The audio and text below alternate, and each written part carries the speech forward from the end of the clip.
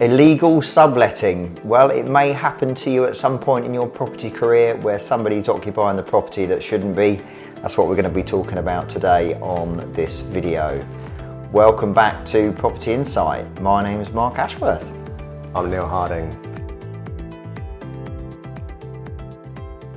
So it's the sort of conversation that you don't ever really want to be having about illegal subletting of properties. It's something left only to nightmare landlords or slum landlords on the TV, isn't it? Some kind of Channel 4 documentary program. But hey, it needs talking about because sometimes this can happen. So what is illegal subletting? When does it happen? And what can be done? And I guess Neil's probably going to give us a little bit of insight into this because he has some experience of this recently. So illegal subletting is essentially where someone's occupying the property that you didn't originally have set up on the AST that you agreed, and this is, I suppose, it really reiterates the importance of doing inspections, because you can inspect it in 2 months and you can inspect it in 6 months, but if you've got a tenant that's lived there for 2 years and you decide, yeah, they're great, I'm never going to go round, or let's say you don't accompany the gas engineer on a gas safe just to check that everything's okay, which is, you're perfectly allowed to do. You can say, I'm going to meet the gas inspector here,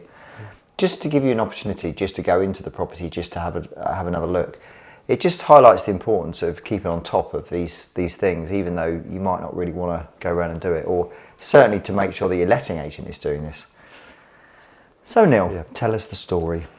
Yeah, so this just all happened last weekend, and I got a call on a Friday afternoon from my lettings agent manager, Kev, if you're watching.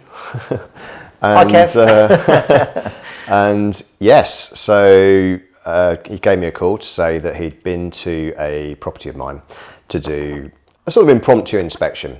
There was a complaint from... but how long had they been in, Neil? Because that's important, right? Yeah. So the tenancy had been in place for maybe a couple of months. The block estate management company had received some feedback from another tenant in the block somewhere, that actually there's a bit of a food smell, or there's a shopping trolley that's been left out the front of the block, which has never happened before, and they think that maybe it's coming from your tenant. Please, can you have a quiet word and just check everything's okay? So I passed this information on to my letting agent. So the next day they went round and to have a conversation to see if they knew anything about those things. So a fairly innocuous encounter really turned into something that was a lot bigger. They thought that, well, while we're here, we'll do an inspection of the property as well, because they've been in there 2 months. Let's just make sure they're taking good care of the place. They probably would have done that on the 3rd month anyway, as a scheduled visit.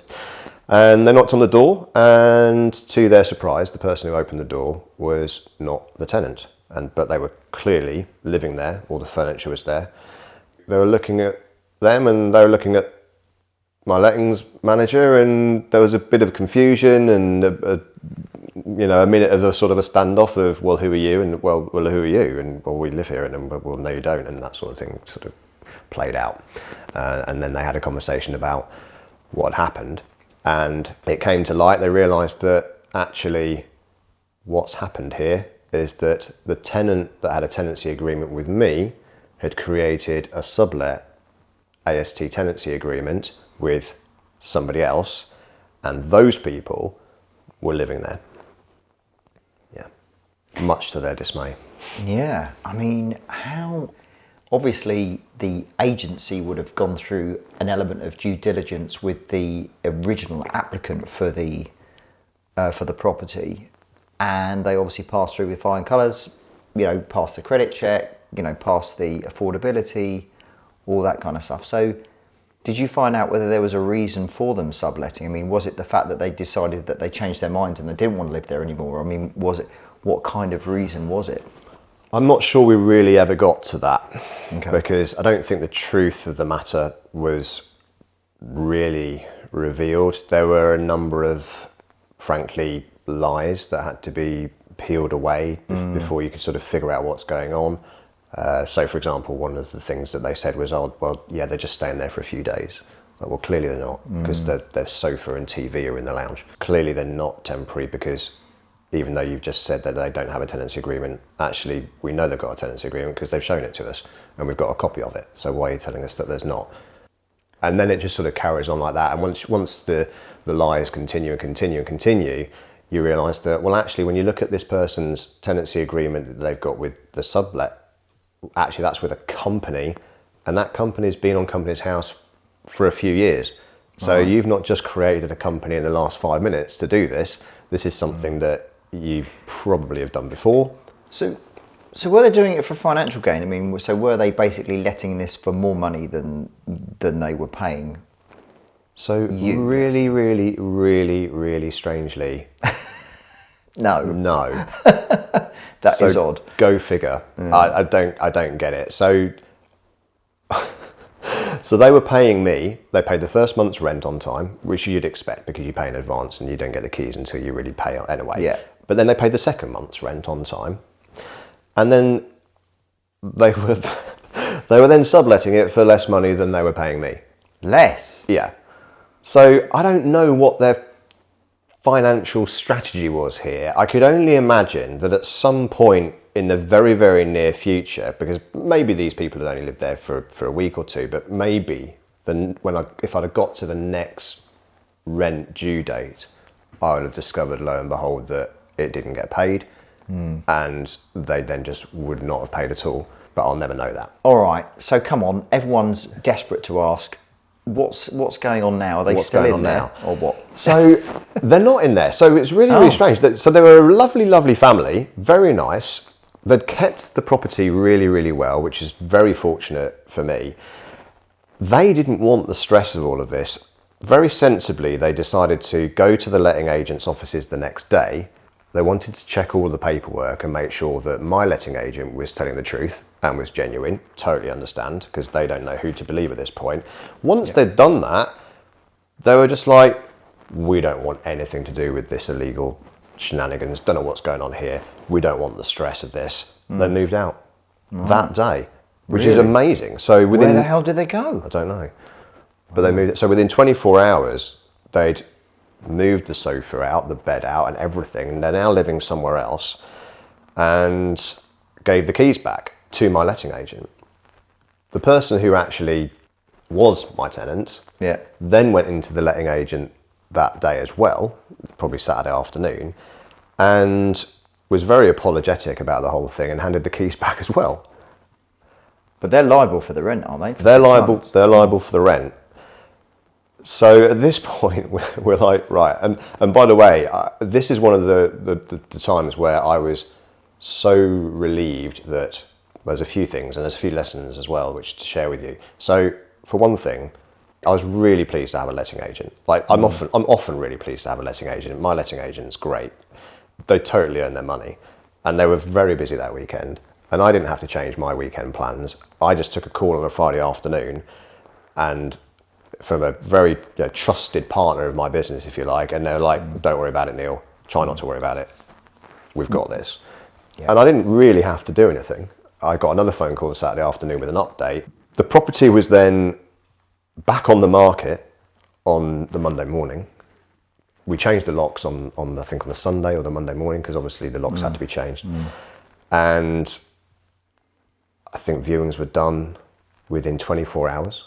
I had 3 offers. Wow. For the full asking price for the rent. And it's currently now with reference checks with the plan that someone moves in next week. As an outcome, it probably couldn't have actually ended any better than it has. I mean, the place hasn't been trashed. All those horrific stories that you hear about, it was sublet and, it's taken me a year or more to get somebody out of the property. They've caused £20,000 worth of damage. It's an insurance claim, etc. But I was like, well, I've got rent guarantee insurance as well, which is another great lesson learned. So when I let a property, at least the first 2 or 3 months, I have the rent guarantee insurance option, which is a pay per month, pay as you go. Because I quite often think if something's going to show itself, it probably will show itself in the first 3 months. Not always, of course. But I was thinking to myself, well, I've got malicious damage insurance for my property. I've got legal protection and rent guarantee insurance, and I've got a letting agent that's going to sort all this out for me. So just out of interest, I mean, obviously if you're left with a property, say, empty for 30 days while your new tenant moves in, because your tenant has essentially given the keys back within their 6-month contract period, would your letting agent not be saying to them, look, we can do a deal here if you just pay up until the date that your new tenant moves in, and we'll forego the rest of the rent for the rest of the 6-month period? Yeah. Is that something that they've suggested, or? We'll put a claim in for all of the direct incremental costs associated with this, which will include the locks getting changed. Yeah. Well, I guess they paid a deposit, right? Costs. So that could potentially come out of their deposit if they actually went for something called a flat fare scheme, which is they pay an amount of money, which acts very much like an insurance policy in effect. Okay. And then we put a claim into that, which is as a separate adjudication process. That gets approved or not, depending on what we've claimed for. And then that company then goes to the tenant to say, this is now what you owe us because we've settled your bill on your behalf. It's that sort of arrangement. So we'll be claiming for everything that we can do, but ultimately they are liable for the rent until we found another tenant. Once you've got another tenant, you're not incurring any more costs. You can't claim for costs you haven't incurred. It's not ethical, for one thing. So yeah, I don't think I will actually be out of pocket on this at all. That's great. I think it's one of those things where these things can happen as a property investor. You know, you never know what's going to happen from one day to the next. I think all those things that you put in place to run your business properly, whatever it may be, because it's a horses for courses thing, so you might not think rent guarantee insurance is worth it at all, fine. You might not want a lettings manager because you believe they don't really do anything, fine, self-manage. Everyone's got their own views.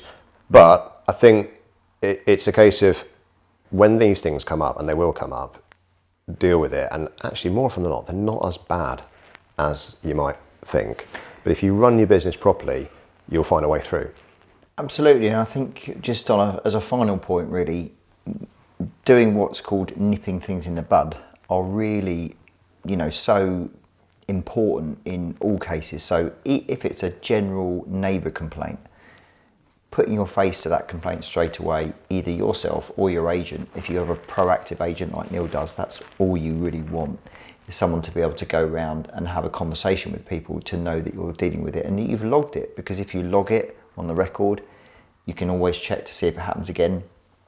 Just as a very rough example, I did a series of room inspections on my HMOs the other week, and one of the tenants in particular hadn't really done a particularly good job of maintaining the cleanliness of his room.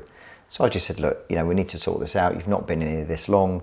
I'm going to come back in a couple of weeks, and if it's not improved, then we'll obviously have another conversation, but it needs to be tidier than this for all sorts of different reasons, obviously. But, had I have left that inspection 6 months, 9 months, 12 months, and he continually lived in that, then it might have got to the end of that period of time, or the end of a year, when actually it far exceeded the value of his deposit, for example. So therefore, it would have cost me a lot more money than just a deposit to have put that room back in the same condition that it was when he first rented it. Simple little things like this, and things like doing an inspection on a single let property within 2 months of the tenant moving in is really important, just to sort of double check that you've actually, that there aren't any issues there. Whether it's a case of them piling walls up with belongings so that they can get no airflow to the walls, whether it's the cleanliness, whether it's, let's say, waste being left outside the property, all these kind of things you can check, really easily within a matter of minutes. So we hope that you found that video insightful, and please do like, subscribe and share the content, and we look forward to seeing you next time.